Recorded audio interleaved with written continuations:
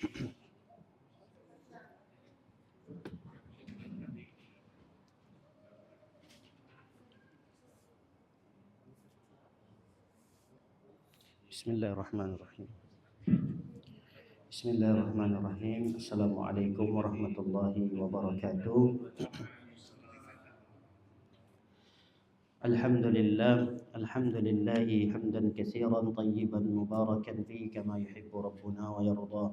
Asyhadu an la ilaha illallah wahdahu la syarika lah wa asyhadu anna Muhammadan abduhu wa rasuluhu la nabiyya wa la rasula ba'dah.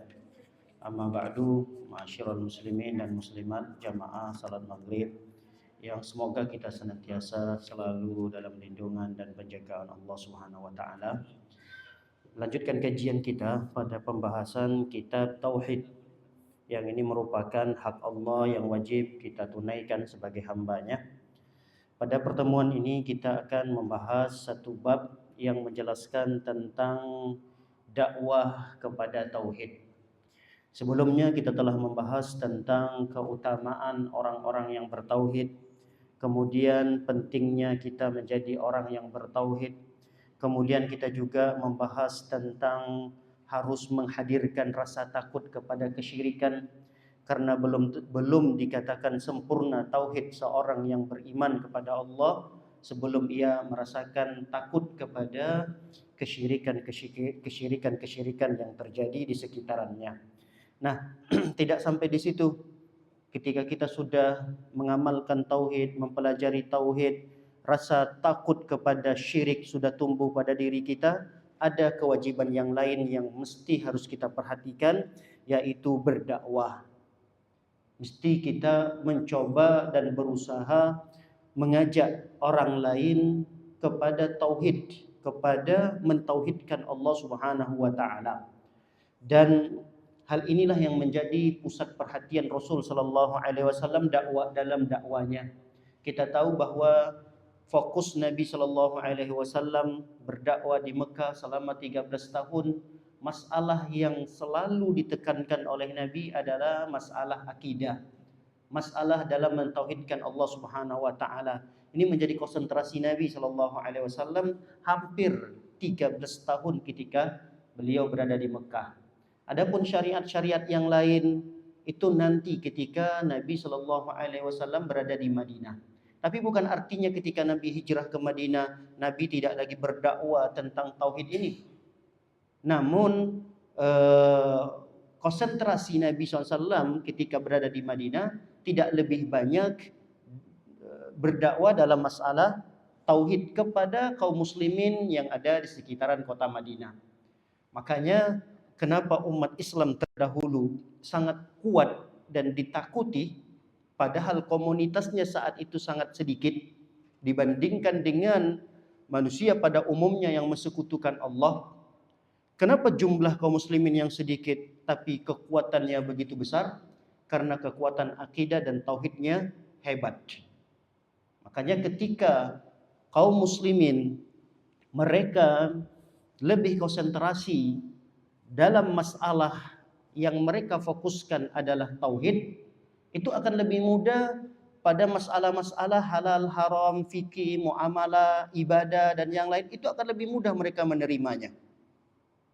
Coba kita lihat ketika Nabi SAW dari awal dakwanya, pertama sekali beliau diangkat menjadi Nabi dan Rasul, sampai 13 tahun Nabi berada di Mekah.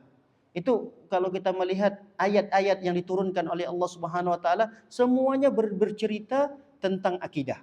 Bagaimana akidah seseorang kepada Allah, akidah dan keyakinan seseorang kepada hari kiamat, akidah dan keyakinan seseorang kepada surga, kepada neraka. Itu ayat yang selalu turun ketika Nabi Shallallahu alaihi wasallam berada di Mekah. Jadi umumnya surat-surat yang turun ketika Nabi di Mekah itu adalah surat-surat pendek yang kita lihat di juz 30, juz 29. Itu adalah surat-surat yang turun kepada Nabi Shallallahu alaihi wasallam ketika Nabi di Mekah. Semuanya hampir besar pembahasannya sebahagian besarnya terkait surga neraka, hari kiamat. Surga neraka, hari kiamat. Tentang mentauhidkan Allah Subhanahu wa taala, percaya dengan malaikat, beriman kepada nabi, beriman kepada rasul. Hal-hal itulah yang menjadi pembahasan inti ketika Nabi SAW berada di Mekah. Sehingga ketika ada perintah pelaksanaan salat 5 waktu, itu di akhir-akhir Nabi ingin meninggalkan kota Mekah, terjadilah peristiwa Isra dan Mi'raj. Isra dan Mi'raj itu terjadi setahun atau 2 tahun sebelum Nabi berhijrah ke Madinah. Artinya salat 5 waktu itu diwajibkan oleh Allah Subhanahu wa taala ketika 10 tahun lebih Nabi berdakwah. Baru kemudian turunlah kewajiban salat berjamaah. Puasa Ramadan, kapan diwajibkan puasa Ramadan? Nanti ketika Nabi sudah berhijrah di Madinah. Jadi selama 13 tahun Nabi berdakwah di Mekah, tidak ada tuh kewajiban puasa Ramadan. Begitu juga dengan haji. Haji nanti belakangan baru diwajibkan oleh Allah Subhanahu wa taala. Sudah hampir meninggal Nabi sallallahu alaihi wasallam di akhir-akhir hayat Nabi. Nah, ini menunjukkan bahwa fokus orang-orang soleh kita terdahulu adalah memperbaiki akidah umat. Kalau akidah umat sudah benar, kalau akidah umat sudah benar-benar murni mentauhidkan Allah Subhanahu wa taala, nanti apapun kaitannya dengan syariat pasti mereka nerima. Sekarang ini kenapa umat Islam kalau diajak untuk sholat 5 waktu sulit, suruh puasa Ramadan berat, kemudian syariat-syariat Islam yang lainnya mereka merasa tidak sanggup untuk melakukan itu karena akidahnya bermasalah, keyakinannya kepada Allah yang perlu diperbaiki terlebih dahulu. Coba kita lihat para sahabat-sahabat Nabi Shallallahu Alaihi Wasallam sudah menjadi kebiasaan mereka minum khamar itu sudah suatu hal yang biasa di tengah-tengah masyarakat Quraisy ketika itu. Bahkan mereka yang sudah masuk Islam pun masih minum-minum khamar, termasuk Umar bin Khattab, sahabat-sahabat yang lain. Bahkan sesaat sebelum sholat pun ada di antara mereka yang masih minum khamar. Sehingga turunlah ayat yang menjelaskan tentang ya ayyuhalladzina amanu la taqrabus shalah wa antum sukara. Kata Allah Subhanahu wa taala menurunkan firman-Nya, wahai orang-orang yang beriman, jangan kalian mengerjakan sholat dalam kondisi mabuk. Tapi ayat ini belum ada ketegasan dari Allah haram hukumnya minum khamar. Allah hanya melarang, jangan kalian minum khamar saat kalian ingin melaksanakan sholat. Gimana orang sholat dalam kondisi mabuk? Apalagi disuruh jadi imam. Baca suratnya nanti bolak-balik. Jumlah rakaatnya mungkin dia akan juga bingung. Jangankan orang mabuk, kita aja orang yang sadar. Kadang-kadang sholat zuhur 4 rakaat itu kita udah bingung. Ini rakaat berapa udah tadi ya? 3 atau 4 ya? 4 atau 3 ya. Dalam kondisi sadar loh kita. Bagaimana lagi ketika seorang masuk dalam kondisi sempoyongan. Ketika turun ayat ini, karena belum ada ketegasan dari Allah tentang pengharamannya, mereka tinggal tukar aja jadwalnya. Kalau tadinya mabuk-mabukan jadwalnya sebelum sholat, oh sekarang jangan mabuk-mabuk dulu. Sholat dulu. Habis sholat nanti baru mereka mabuk-mabuk lagi. Tapi subhanallah ketika turun ayat yang menjelaskan tentang keharaman khamar, apa yang terjadi pada mereka? Langsung sami'na wa ata'na. Padahal udah jadi kebiasaan. Lihat muslimah-muslimah di zaman itu. Awal mula Islam datang di Mekah, itu belum ada kewajiban muslimah menutup aurat, itu belum ada. Dulu muslimah-muslimah yang masuk Islam, mereka belum mengenakan jilbab, tidak dikenal tuh adanya niqab, tidak dikenal adanya cadar. Jangankan niqab cadar, mereka berjilbab saja menggunakan mukena begitu, itu enggak dikenal dulu di kalangan muslimah-muslimah yang baru masuk Islam. Tapi tetap mereka belajar dengan Rasul SAW. Rasul ajarkan tentang akidah, tentang keyakinan, tentang bagaimana mereka meyakini Allah, tentang bagaimana mereka mengimani surga, neraka, hari kiamat. Ketika turun ayat yang mewajibkan bagi perempuan untuk menutup aurat, langsung mereka menerima. Gak ada sedikit pun penolakan dari kaum muslimin tentang syariat-syariat Allah Subhanahu wa taala. Padahal mungkin itu tidak menjadi kebiasaan buat mereka. Pakai jilbab di padang pasir yang begitu panas misalnya begitu. Tapi karena ini adalah bagian daripada perintah Allah Subhanahu wa taala, mereka tidak pernah menolak syariat Allah Subhanahu wa taala. Pertanyaannya, kenapa kok bisa mereka tidak menolak sedikit pun syariat yang Allah turunkan kepada mereka, padahal itu mungkin bertentangan dan bertolak belakang dengan adat kebiasaan mereka. Karena iman dan akidah tertancap kuat pada diri mereka. Tidak sampai di situ perhatian Nabi kepada akidah ini. Nabi hampir beberapa hari sebelum Nabi meninggal dunia, Nabi juga masih menekankan urusan akidah ini penting. Urusan tauhid sangat penting, sehingga sesaat Nabi sebelum meninggal dunia, Nabi mengingatkan para sahabat, la'anallah al-yahuda wan nasara ittakhadhu qubur anbiya'ihim masajid. Kata Rasulullah SAW, Allah melaknat orang Yahudi, Allah melaknat orang-orang Nasrani. Kenapa? Karena mereka ini menjadikan kuburan-kuburan para nabi menjadi masjid. Orang-orang soleh terdahulu, para nabi, para rasul, di tengah-tengah Nasrani dan Yahudi meninggal dunia, apa yang mereka lakukan? Mereka buatlah di kuburan itu semacam bangunan. Di bangunan itu mereka berdoa, mereka sholat, mereka berzikir, yang disebut dengan masjid. Dan perbuatan seperti ini itu bisa merusak akidah, merusak keyakinan. Orang datang ke kuburan tersebut niatnya untuk berdoa kepada Allah, tapi berdoa kepada Allahnya itu di sisi kuburan orang yang soleh. Ini terlarang. Seakan-akan berdoa di sisi kuburan orang soleh itu lebih baik, lebih mustajab. Baca Quran di sisi kuburan orang soleh seakan-akan lebih afdal dibandingkan baca Quran di masjid, dibandingkan baca Quran di rumah. Nah, ini keyakinan-keyakinan seperti ini diperbaiki oleh Rasul Shallallahu Alaihi Wasallam. Sehingga ya kalau kita mau berdoa di masjid, mau berdoa di rumah, habis sholat kita sholat malam di rumah, berdoa minta kepada Allah. Tidak ada sedikit pun keutamaan kita datang ke kuburan orang soleh, kemudian berdoa kepada Allah di sisi kuburan soleh. Itu tidak boleh. Apalagi dia datang ke kuburan orang soleh, berdoanya bukan sama Allah, tapi berdoa dan mintanya kepada orang yang sudah meninggal tadi. Yang kata para ulama, kita berdoa sama Allah saja, tapi tempat berdoanya di samping kuburan orang soleh saja tidak dibenarkan. Apalagi berdoanya mintanya kepada orang yang sudah meninggal dunia. Nah, ini bisa merusak akidah keyakinan kita, karena kita meminta itu hanya kepada Allah Subhanahu wa taala. Baik, para hadirin dan hadirat oleh Allah Subhanahu wa taala. Di sini kemudian beberapa ayat dan beberapa hadis yang disebutkan oleh para ulama tentang ada kewajiban bagi kita untuk mengajak saudara-saudara kita agar memurnikan tauhid dan akidah kita kepada Allah Subhanahu wa taala.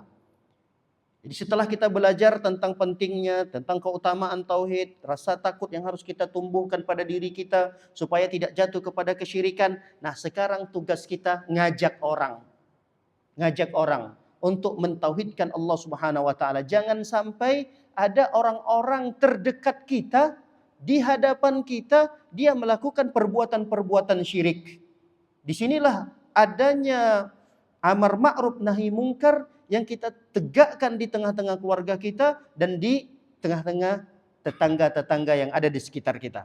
Baik, dalil yang pertama yang disebutkan oleh Al-Imam Muhammad At-Tamimi rahimahullahu taala, beliau mengatakan wa qauluhu ta'ala, Allah Subhanahu wa taala berfirman, qul hadhihi sabili ad'u ila Allahi ala basira ana wa man ittaba'ani wa subhanallahi wa ma ana minal musyrikin.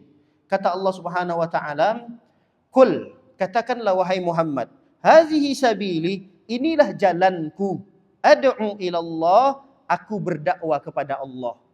Aku berdakwah untuk memperbaiki tauhid, aku berdakwah untuk memperbaiki akidah. Ala basirah, di atas ilmu. Jadi kalau kita mau berdakwah, mengajak orang lain kepada tauhid, dua saja syaratnya. Tidak mesti harus hafal banyak ayat Al-Quran, tidak mesti harus hafal banyak hadis, baru kemudian kita berdakwah. Jangan dikira berdakwah itu harus hafal banyak ayat Al-Quran, harus hafal banyak hadis-hadis dari Rasul. Dan tidak mesti berdakwah itu hanya berdiri di mimbar, berdiri di atas podium. Tidak. Berdakwah itu dua saja syaratnya yang disebutkan oleh Allah Subhanahu wa taala dalam surat Yusuf ini. Kata Allah Subhanahu wa taala, "Qul hadhihi sabili ad'u ila Allah." Dakwah itu syarat yang pertama ikhlas. Ikhlas, murnikan ketika kita ingin mengajak orang lain kepada kebaikan, tujuannya apa? Saya mengajak orang kepada kebaikan karena Allah Subhanahu wa taala. Bukan karena untuk menjadikan saya sebagai tokoh yang diikuti. Ini salah nih. Karena banyak orang sekarang berdakwah tujuannya supaya bukan ikut kepada ajaran Allah dan ajaran Rasul, tapi bagaimana dia berdakwah mengajak banyak orang supaya mengikuti dirinya. Ini tidak benar nih tujuan dakwah seperti itu. Sehingga orang-orang akan loyal dan akan benci kepada tokoh yang kalau dia diganggu, dia benci nih kepada si pengganggu. Dan dia akan betul-betul loyal, cinta kepada tokohnya tadi. Tapi bukan karena Islamnya, bukan karena ajaran Islam yang dia bawa. Jadi dia sudah melihat sosok orangnya. Begitu juga dengan kadang orang berdakwah itu untuk mengajak manusia kepada kelompoknya. Ini juga tidak benar. Jadi jangan sampai terkesan kita berdakwah itu supaya mengajak orang masuk ke kelompok dia. Jadi kalau nanti masing-masing umat Islam punya kelompok ini, terkesan umat Islam ini jadinya terpecah-pecah. Jadi kita berdakwah mengajak orang kepada jalan Islam, jalan Allah Subhanahu wa taala. Banyak orang yang berdakwah supaya ngajak manusia masuk ke organisasinya, ke yayasannya, ke masjidnya, ke lembaga dakwah yang dia dirikan. Orang diajak untuk masuk pada organisasi, lembaga dakwanya, yayasannya, masjidnya. Ini enggak benar niat dakwah seperti ini. Berdakwah itu mengajak manusia untuk melakukan satu kebaikan, mengajak manusia dan mengajarkan manusia pada nilai-nilai Islam. Itu tugas kita mengajak, bukan menjadikan supaya kita ini diustadkan, ditokohkan, disanjung oleh banyak orang. Tujuan yang berdakwah seperti ini tidak benar. Maka syarat yang pertama, berdakwah ikhlas karena Allah Subhanahu wa taala. Dan yang kedua, berdakwah itu ala basirah. Harus di atas ilmu. Harus di atas ilmu. Di atas ilmu di sini saya katakan tadi tidak maksudnya harus punya hafalan yang banyak. Tidak juga maksudnya harus punya bacaan-bacaan, buku-buku yang sudah dikhatamkan, diselesaikan. Tidak. Tapi dia berdakwah sesuai kadar ilmu yang telah dia dapatkan. Kalau dia dapatkan kadar ilmu yang dia pelajari A, sebatas A, maka A itulah yang dia ajarkan. Jangan nanti dia tambahkan ke B, C, padahal B dan C ini belum sampai ilmunya ke sana. Jadi Masya Allah, Islam itu mengajak kita untuk agar menyebarkan nilai-nilai Islam ini semampu dan sesuaikan kadar ilmu yang kita dapatkan. Kita nggak boleh egois. Ketika kita ngaji, belajar seperti ini, alhamdulillah pulang dapat 1-2 ilmu. Nggak boleh ilmu itu disimpan untuk diri sendiri. Ada kewajiban di pundak kita untuk menyampaikan itu kembali kepada orang-orang terdekat kita. Terutama kepada anak kita, kepada istri kita, kepada keluarga kita. Itu kewajiban kita untuk mengingatkan mereka, untuk mengajarkan mereka. Allah SWT berfirman, ya ayyuhalladzina amanu ku anfusakum wa ahlikum nara. Kata Allah Subhanahu wa taala, wahai orang-orang yang beriman, jagalah diri kalian dan keluarga kalian dari api neraka. Bagaimana cara kita menjaga diri kita dan keluarga kita dari api neraka? Kata para ulama, ajarkan mereka ilmu, ajarkan mereka nilai-nilai syariat Islam, dan beri mereka sanksi kalau mereka melakukan pelanggaran.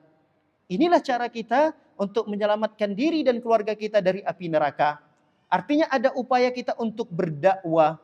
Ketika kita meninggalkan profesi dakwah ini dakwah ini bukan profesi para dai, para ustadz, para guru agama saja, para kiai dan seterusnya. Dakwah ini profesi semua kita. Namun sekali lagi kami tekankan, sesuaikan dengan kadar ilmu yang kita dapatkan.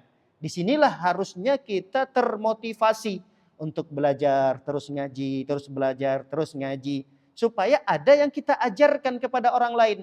Tapi kalau kita tidak mau meningkatkan ilmu kita, tidak mengupgrade kembali pengetahuan kita, terus apa yang mau kita ajarkan? Apa yang ingin kita sampaikan kepada keluarga terdekat kita, anak kita? Padahal selama ini yang dilakukan oleh anak kita, istri kita, itu pelanggaran yang sangat berat di dalam Islam. Tapi karena kita nggak tahu dan tidak sampai ilmu kepada kita, karena kurangnya kita belajar, maka ini akan menjadi persoalan besar nanti pada hari kiamat. Ini akan diminta oleh Allah pertanggungjawabannya nanti di hadapannya. Ini berat sekali bagi kepala keluarga terutama. Kepala keluarga itu dia tidak hanya bertanggung jawab pada dirinya sendiri. Kepala keluarga itu nanti diminta oleh Allah tanggung jawabnya sebagai bapak, sebagai ayah, sebagai suami. Apa yang Anda lakukan ketika Anda sebagai suami? Apa yang Anda lakukan sebagai bapak? Itu akan ditanya oleh Allah Subhanahu wa taala. Makanya hilanglah kerugian pada diri seseorang ketika dia berdakwah. Hilang kerugian. Kerugian di dunia dan kerugian yang ada di akhirat. Kapan seseorang itu bahagia dia, tidak merugi dia? Ketika dia mencoba untuk menyampaikan ilmu yang dia ketahui kepada orang-orang yang di sekitarnya. Dalam satu surat yang sudah kita hafal semua. Surat ini pendek. Dan surat ini memberikan pengajaran dan pelajaran kepada kita. Yang kalau kita benar-benar mempelajari satu surat itu saja, sudah cukup sebagai tuntunan di dalam kehidupan kita. Allah Subhanahu wa taala berfirman, "Wal 'asri innal insana lafi khusr." Kata Allah, demi waktu asar, demi masa, sesungguhnya seluruh manusia merugi. Gak ada yang tidak rugi. Semua manusia, kata Allah, merugi. Merugi itu apa maksudnya? Sengsara. Merugi itu apa? Tidak beruntung. Tidak bahagia. Itulah merugi. Dan Allah nyatakan di dalam ayat yang kedua ini, semua manusia dalam kondisi amat sangat merugi. Bukan hanya sekedar merugi, tapi kalimatnya amat sangat merugi. Karena ada penekanan-penekanan kata yang Allah sampaikan di ayat tersebut. Innal insan, inna itu artinya sesungguhnya, ada penekanan. Lafi, la itu adalah juga sama, huruf penekanan, kata yang seakan-akan kalimat dan khabar itu, ini kalimat yang sangat penting. Sehingga ada kata-kata yang Allah tambahkan dalam kalimat itu yang menunjukkan bahwa ada penekanan dari Allah Subhanahu wa taala, semua manusia itu merugi. Tapi ada beberapa kriteria yang kalau dimiliki oleh manusia, dia akan keluar dari merugi itu.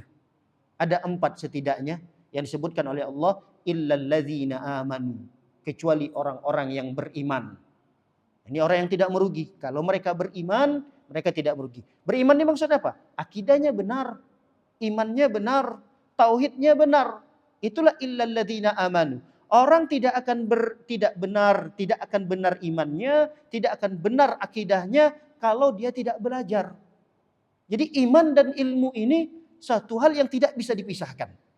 Bagaimana seseorang mengatakan saya beriman, saya berakidah yang baik dan benar, kalau selama ini dia tidak punya ilmu tentang itu? Makanya iman dan ilmu satu kesatuan yang tidak bisa dipisahkan. Kenapa para sahabat dulu memiliki keimanan yang kokoh? Kenapa dulu para sahabat memiliki akidah yang benar? Karena mereka sering ngaji sama Rasul Sallallahu Alaihi Wasallam. Karena mereka sering mendengarkan hadis-hadis Nabi Sallallahu Alaihi Wasallam. Kalau bahasa kita sekarang, karena dulu para sahabat itu di samping kesibukan mereka sebagai kepala keluarga, bekerja sebagai petani, bekerja sebagai pedagang, bekerja sebagai pengusaha, tapi mereka masih tetap untuk menyempatkan diri belajar. Karena dengan belajar itulah akan mengantarkan seseorang kepada keimanan yang benar. Ini yang pertama. Kriteria yang kedua, seseorang itu keluar dari merugi ketika dia beramal soleh. Illalladzina amanu. Yang kedua, wa amilus soliha, dan mereka yang beramal soleh. Jadi orang yang beriman, orang yang akidahnya benar, itu pasti akan mengikuti amal soleh. Amal soleh itu pasti dilakukan oleh orang yang berakidah. Mustahil kalau ada orang mengatakan, saya beriman Ustaz, tapi sholat 5 waktunya masih bolong. Akidah saya udah benar. Yang penting saya meyakini bahwa Allah Tuhan saya, Nabi adalah Rasul saya, Islam adalah agama saya, berarti akidah saya sudah benar. Tapi dia tidak puasa Ramadan. Tapi kewajiban-kewajiban yang lain banyak yang terlalaikan. Ini imannya nggak benar. Ini ada yang harus diperbaiki pada keimanannya. Orang kalau imannya sudah benar, maka akan diikutilah dengan amal soleh. Kemudian yang ketiga, sifat atau kriteria yang ketiga, supaya keluar dari kata merugi adalah watawasau bil haqq, mengajak orang lain kepada kebenaran, saling mengajak orang lain. Inilah dakwah. Jadi kalau kita sudah punya ilmu, berarti punya ilmu bagus dah iman kita. Kemudian sudah kita amalkan ilmu kita itu. Ilmu, akidah dah benar, amal soleh. Kita amalkan ilmu kita. Kita tidak hanya sebatas punya ilmu tapi tidak mengamalkannya. Enggak. Ilmu, amal, dan yang ketiga adalah dakwah. Tidak boleh berhenti ilmu, amal, jangan berhenti sampai di situ. Karena tetap dikatakan orang itu merugi. Kalau kita sudah punya ilmu, beramal terhadap ilmu yang kita lakukan, jangan lupa sampaikan. Ajak orang-orang yang kita cintai. Berdakwah di atas kebenaran. Watawasau bil haqqi watawasau bis sabr. Dan yang keempat adalah saling mengingatkan kita, saling mengajak kita, saling berdakwah agar tetap bersabar di atas dakwah ini. Karena konsekuensinya orang kalau udah mulai masuk mengajak orang kepada kebaikan, dia akan dibenci. Dia akan dinyinyiri. Tidak hanya kepada orang lain, kita kalau udah sok-sok alim kata orang, sok-sok mengajak orang kepada kebaikan, dikit-dikit ngajak orang kepada kebaikan, dikit-dikit ada yang salah di depan dia, itu pasti orang dimusuhi. Kamu kenapa sih? Apa-apa salah sih? Apa-apa salah sih? Padahal kita memang ngajarin dia yang benar. Mami, ini nggak boleh dalam Islam. Nah, jangan nak. Ini bagian daripada penyimpangan terhadap akidah. Nggak boleh ini. Apalagi yang kamu, misalnya tontonan atau game. Ternyata kita lihat anaknya itu seru banget main game. Ternyata game yang dimainkan itu ada simbol-simbol non-muslim di sana misalnya. Wah, nak, game apa ini? Seru sekali ngelihatnya. Kok ada rumah ibadah ini? Kok ada simbol ini? Kok ada simbol ini? Kok ada simbol itu? Ini kan simbol-simbol keagamaan mereka ini. Gak boleh main game ini. Tapi seru papi main game yang seperti ini. Nah, carilah game yang lebih seru lagi. Tapi gak ada simbol-simbol yang seperti ini. Mungkin anak kita akan benci sama kita. Karena apa-apa salah. Apa-apa gak boleh. Kita mengatakan bukan gak boleh nak. Kamu boleh main game. Tapi cari game yang selain daripada itu. Begitu juga nanti ketika kita ngajak keluarga kita. Apalagi kita dakwanya udah mulai melebar kepada ipar, pada ponakan. Nah ini bisa jadi kita ini sebagai paman yang paling dibenci. Paman yang paling dibenci. Bisa jadi kebencian mereka itu bukan konten dakwah kita. Tapi mungkin cara kita menyampaikannya. Bisa jadi benar yang kita sampaikan. Tapi cara kita menyampaikannya yang salah. Terlalu kencang misalnya. Terlalu galak misalnya. Padahal yang disampaikan itu benar. Nah ini tinggal nanti waktu saja. Yang akan pengalaman yang akan mengajarkan kita. Oh selama ini saya berdakwah yang salah. Bukan isi dakwanya yang salah. Tapi cara saya terlalu kasar, terlalu kencang. Terlalu berlebihan misalnya. Dan seterusnya. Nah ini adalah kewajiban kita semua setelah kita berilmu. Kemudian kita beramal. Dan setelah kita beramal. Ada usaha kita untuk mengajak orang lain kepada ilmu yang telah kita dapatkan. Baik para hadirin dan hadirat yang dimuliakan oleh Allah Subhanahu wa taala, ini ayat atau dalil yang pertama yang dibawakan oleh Al-Imam Muhammad At-Tamimi rahimahullahu taala. Sekarang kita masuk kepada dalil yang kedua. Dalil yang kedua adalah hadis Ibnu Abbas radhiyallahu anhuma, Rasulullah sallallahu alaihi wasallam pernah mengutus Muaz ke Yaman. Nabi sallallahu alaihi wasallam pernah mengutus sahabat Nabi yang bernama Muaz, pergi ke Yaman. Untuk apa? Untuk berdakwah. Mengajak orang-orang Yaman ketika itu agar masuk ke dalam agama Islam, agar meninggalkan segala bentuk kesyirikan. Rasul tidak mengutus Muaz ke Yaman itu dalam rangka berbisnis, bukan dalam rangka untuk memperbaiki hubungan diplomatik dan seterusnya. Bukan itu tujuannya. Nabi SAW mengutus Muaz bin Jabal ini untuk berdakwah.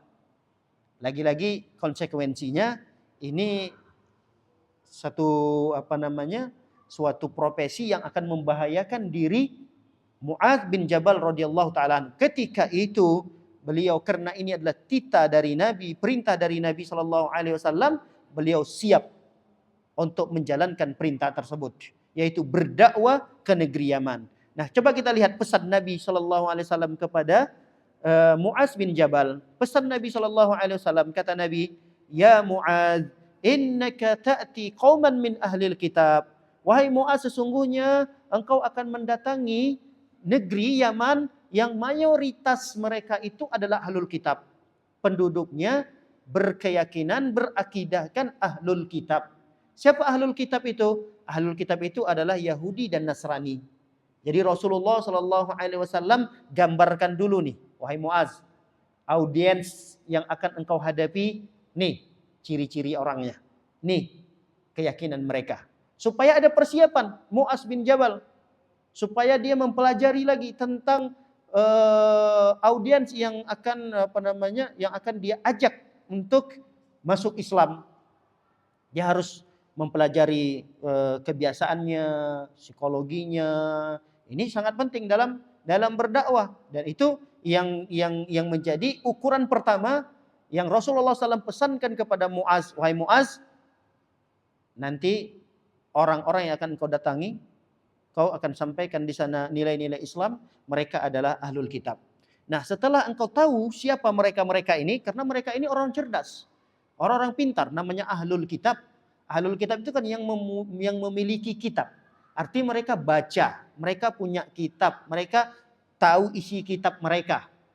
Berarti ini orang-orang pintar ini. Berarti Muaz, kamu juga harus punya persiapan ilmu. Kalau kamu nanti diajak diskusi, kalau kamu nanti diajak berdebat oleh mereka-mereka ini, kamu harus siap. Nah, ini menunjukkan Muaz bukan sembarang orang. Muaz ini seorang sahabat yang dipilih oleh Nabi untuk berdakwah. Makanya tadi kita katakan, orang kalau berdakwah itu syaratnya harus punya ilmu. Yang pertama selain ikhlas, yang kedua punya ilmu. Dan Muaz terkait dengan keilmuannya sudah dianggap oleh Rasulullah mumpuni, lalu kemudian diutuslah oleh Nabi SAW sebagai da'i. Wahai Muaz, kamu ke Yaman. Baik, di dalam sejarah diceritakan Muaz ini berangkat ke Yaman di tahun ke-8 Hijriah. 8 Hijriah, berarti sudah 8 tahun Nabi di Madinah. Mulai Nabi ekspansi dakwah Nabi SAW. Jadi di tahun ke-6, di tahun ke-7 itu Nabi nulisin surat. Nulisin surat ke raja-raja. Yang raja-raja di sana itu adalah raja-raja kita katakan non-muslim.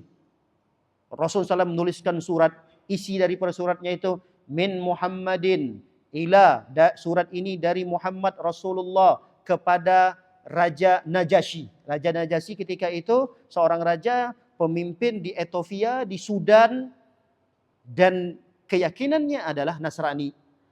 Tidak sampai di situ, Rasul tuliskan lagi surat untuk mengajak mereka masuk Islam, agar mereka mentauhidkan Allah, meninggalkan segala bentuk kesyirikan. Dikirimkan oleh Rasulullah kepada Raja Mesir, Muqawqis, raja penguasa Mesir ketika itu, Iskandaria, penguasa Mesir dan sekitarnya, dikirimin, disuratin oleh Nabi SAW, masuk Islam, kata Nabi. Tinggalkan segala bentuk kesyirikan. Nabi fokus berdakwah dalam hal tauhid ini. Tidak sampai di situ, Nabi juga menuliskan surat kepada kalau kita katakan dua negara adidaya ketika itu. Dua kekuasaan adidaya di zaman itu. Nabi nggak gentar sedikit pun. Disuratin oleh Nabi SAW. Nabi tahu betul nih konsekuensinya, Nabi dan para sahabat akan dimusuhi. Bahkan mungkin akan dikirimkan bala tentara untuk memerangi kaum muslimin. Tapi Nabi tidak takut. Karena urusan dakwah jauh lebih penting daripada hanya sekedar rasa aman, rasa takut, atau cari aman. Enggak. Disuratin oleh Nabi SAW dua kekuasaan, dua negara adidaya ketika itu yang berkuasa di dunia. Siapa mereka? Romawi, dan yang kedua adalah Persia. Romawi yang berkeyakinan dan berakidahkan Nasrani, sedangkan Persia berakidahkan penyembah matahari, penyembah api. Persia itu kalau sekarang Rusianya lah. Sekarang itu dulu Persia. Kalau sekarang Rusia, kemudian terus negara yang Kazakhstan, yang Tantan, kemudian Iran, itu dulu adalah wilayah kekuasaan Persia. Sampailah dulu mereka itu menguasai Jazirah Arab seperti Yaman sebagiannya, kemudian negara-negara teluk seperti Qatar, Bahrain, Uni Emirat Arab, Oman, itu dulu di bawah kekuasaan Persia.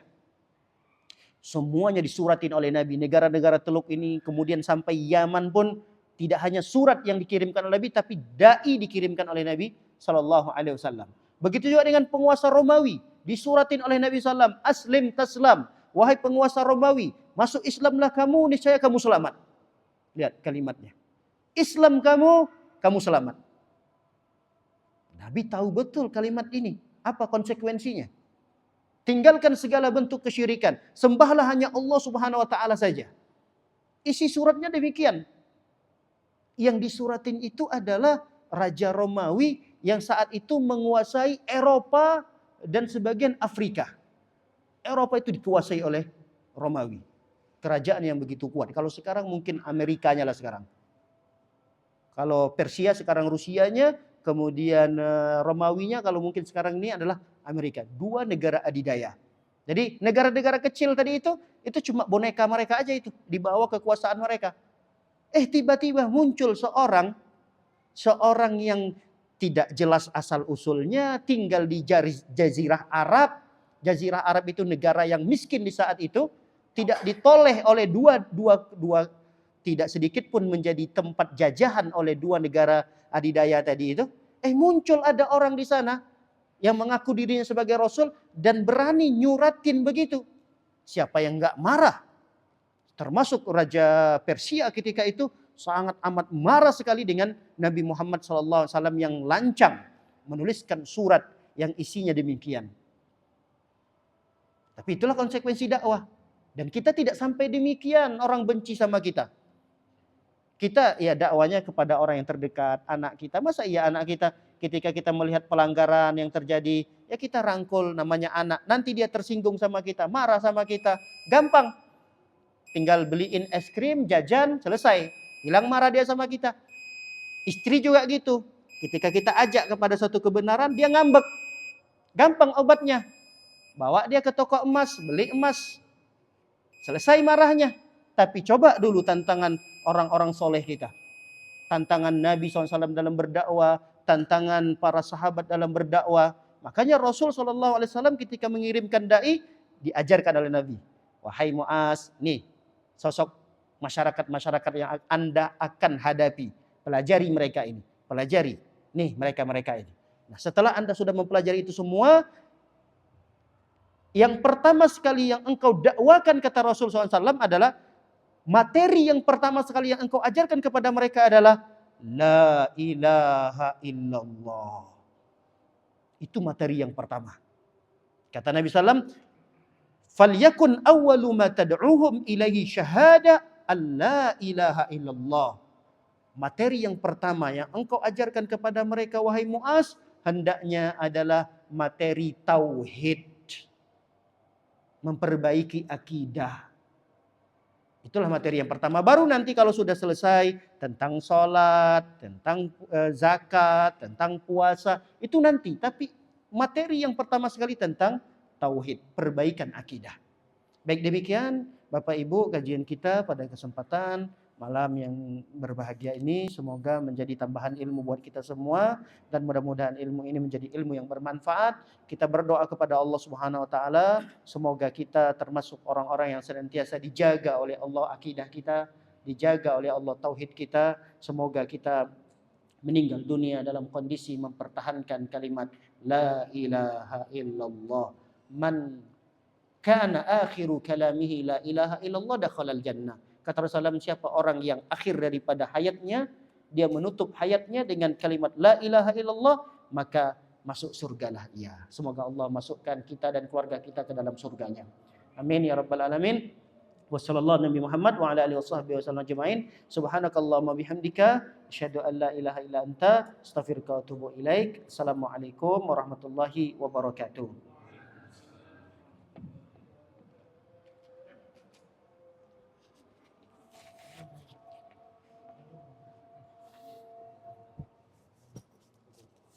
Alhamdulillah.